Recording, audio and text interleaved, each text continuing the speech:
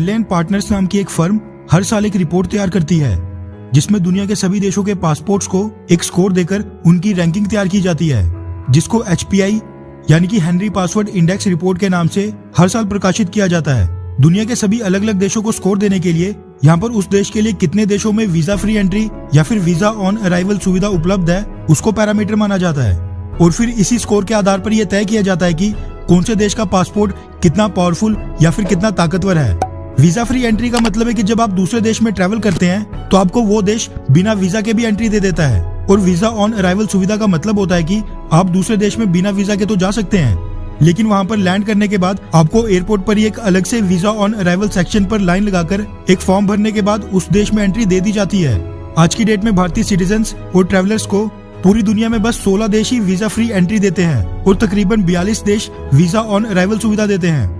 ये दोनों चीजें आज दोबारा से चर्चा का विषय इसीलिए बनी है क्योंकि अब हेनली एंड पार्टनर्स ने साल 2021 के लिए भी Henley passport index report release कर दी है। इस रिपोर्ट के मुताबिक आज के समय दुनिया का सबसे पावरफुल पासपोर्ट जापान का है, जिसको दुनिया के सबसे ज्यादा 191 देश वीजा फ्री या फिर वीजा ऑन अराइवल सुविधा देते हैं। जापान के बाद दूसरे नंबर पर है सिंगापुर और तीसरे नंबर पर 189 स्कोर के साथ जर्मनी और साउथ कोरिया है, जबकि 186 स्कोर के साथ फ्रांस छठे नंबर पर है और 185 स्कोर के साथ अमेरिका 7वें स्थान पर है, और इन दोनों के साथ और भी कई देश इस पोजीशन को शेयर कर रहे हैं। भारत के दोस्त रशिया की बात करें तो वो 116 स्कोर के साथ 50वें स्थान पर है। चाइना की बात करें तो उसका स्कोर 75 है, यानी कि चाइनीज ट्रैवलर्स दुनिया के 75 देशों में वीजा फ्री और वीजा ऑन अराइवल की सुविधा उपलब्ध कर सकते हैं, और चाइना की रैंकिंग 70वीं है।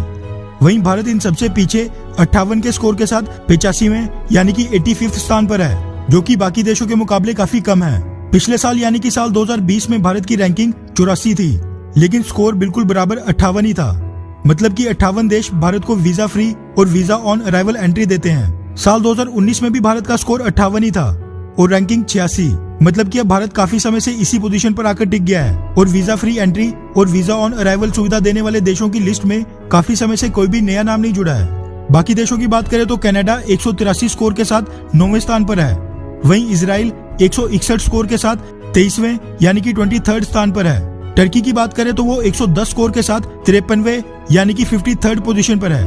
भारत के पड़ोसी देशों की बात करें तो भूटान 53 स्कोर के साथ 90 स्थान पर है। वहीं श्रीलंका 42 स्कोर के साथ 100वें स्थान पर है और बांग्लादेश 41 के स्कोर के साथ 101 नंबर पर है। दुनिया के सभी देशों में सबसे वीक पासपोर्ट है अफगानिस्तान का, जिसका स्कोर है 26, जो सबसे लास्ट 110वें स्थान पर आता है। इसके ठीक 2 स्थान ऊपर पाकिस्तान है, जिसका रैंक 107 है और स्कोर 32। भारत के 58 स्कोर के मुकाबले पाकिस्तान का 32 स्कोर तो काफी कम है, पर दिक्कत यह है कि हमारा कंपटीशन पाकिस्तान नहीं बल्कि Japan, Singapore, Germany, US, UK जैसे देश होने चाहिए। आज की डेट में एक देश दूसरे देश के ट्रैवलर्स को वीजा फ्री एंट्री या फिर वीजा ऑन अराइवल एंट्री दे रहा है या फिर नहीं, इसके पीछे पॉलिटिकल रीजन काफी कम होते हैं या फिर ना के बराबर, बल्कि ये चीज उस देश के ट्रैवलर्स की रेपुटेशन और बिहेवियर को देखकर कंसीडर किया जाता है। और भारतीय ट्रैवलर्स या टूरिस्ट वैसे भी दूसरे देशों में किसी अच्छे रीजन के लिए नहीं जाने जाते। बस यही कारण है कि आज वैसे तो भारत के US, UK, रशिया, ऑस्ट्रेलिया और जापान जैसे देशों के साथ संबंध काफी अच्छे हैं, लेकिन तब भी ये सभी देश भारत के ट्रैवलर्स को वीजा ऑन अराइवल या फिर वीजा फ्री एंट्री कभी नहीं देते।